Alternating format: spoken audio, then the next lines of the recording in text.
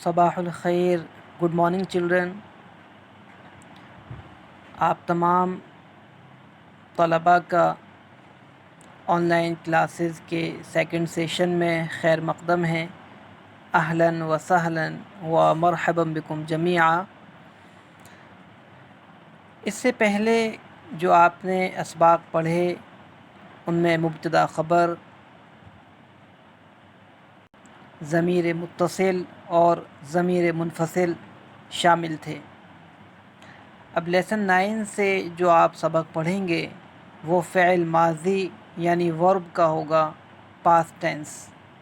ماضی کہتے ہیں جو گزر گیا، گزرے ہوئے کو، اس کو انگلش میں پاسٹ کہا جاتا ہے. سب سے پہلے آپ کو اس لیسن کے ورڈ میننگ اپنی کاپی پر لکھنا ہے، ان کو یاد کرنا ہے، اچھی طرح ان کو سمجھنا ہے.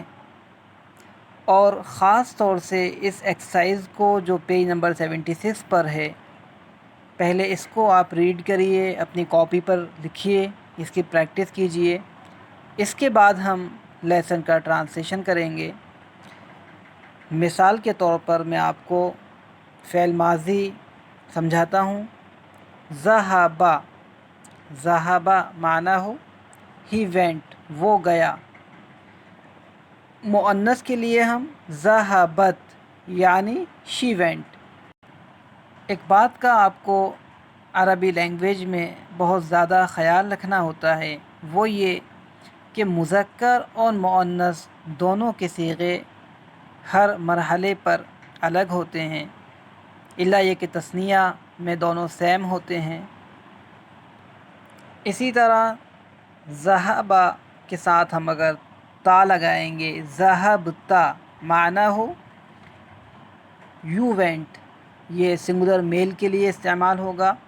اسی طرح ذہبتی یہ سنگولر فیمیل کے لیے استعمال ہوگا.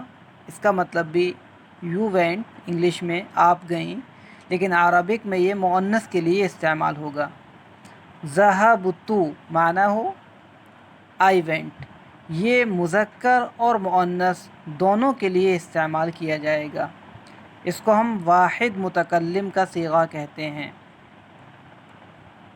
اسی طرح بقیہ مثالیں ہیں. جلس فعل ماضی مطلب بیٹھنا، جلس، جلست، جلستا، جلستی، جلستو.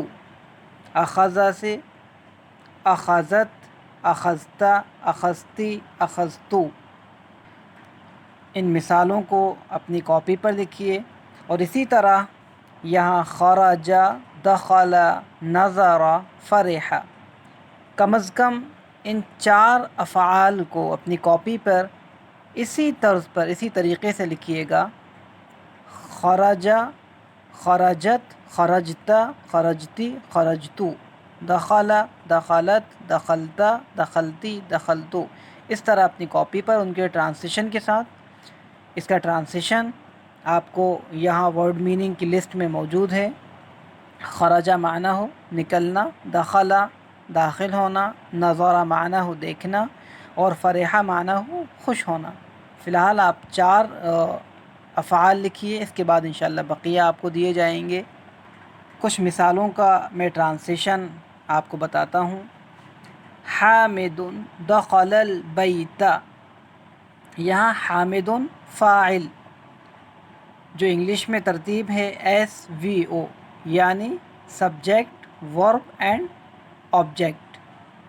تو حامد جو ہے سبجیکٹ ہے، سبجیکٹ پر پیش آیا. دخل ورب فعل ماضی، البیت مفعول پر یعنی آبجیکٹ پر زبر آتا ہے، اس بات کا خیال رکھنا ہے. حامد گھر میں داخل ہوا، یا حامد مذکر ہے اس لیے دخل لے کر آئے. ہوا جلس علی الکرسی، وہ کرسی پر بیٹھا. اعلی حرف جر ہے اس لیے الکرسی یہ زیر آئے گا. نیچے مؤنث جو مثال ہے، سلمہ خرجت من البیت، یہاں سلمہ مؤنث، فاعل مؤنث ہے، اسی لیے خرجہ کی جگہ خرجت لے کر آئیں گے. سلمہ گھر سے نکلی.